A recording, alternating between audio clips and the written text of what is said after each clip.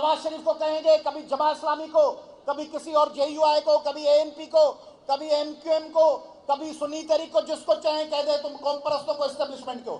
Establishment کے ساتھ گزشتہ 70 سال کے ساتھ کون کھڑا؟ ذوالفقار علی بھٹو اسٹیبلشمنٹ کے ساتھ ایگریمنٹ کر کے آیا تھا، مجیب کو دیوار سے لگا کر ایوب کے ساتھ اور پھر یحییٰ کے ساتھ ایگریمنٹ کر کے آیا تھا۔ اسلم بیگ کو ڈیموکریسی کا ایوارڈ بے نظیر صاحبہ نے دیا تھا، اسحاق خان کو صدر بے نظیر صاحبہ نے کیا تھا۔ ابھی جو این آر او کر کے مشرف سے ہزاروں دہشت گردوں کے کیسز پیپلز پارٹی نے معاف کیے تھے۔ یہ جو چارٹر آف ڈیموکریسی ہے، سی او ڈی، یہ کیا ہے؟ میاں صاحب آپ سبھی میں پوچھتا ہوں، نواز شریف صاحب، چارٹر آف ڈیموکریسی کیا ہے؟ یہ چارٹر آف ڈیموکریسی عوام کے لیے ہے یا پیپلز پارٹی اور آپ کا معاہدہ ہے کہ اتنا عرصہ میں اقتدار میں تم خاموش، اتنا عرصہ تم اقتدار میں خاموش؟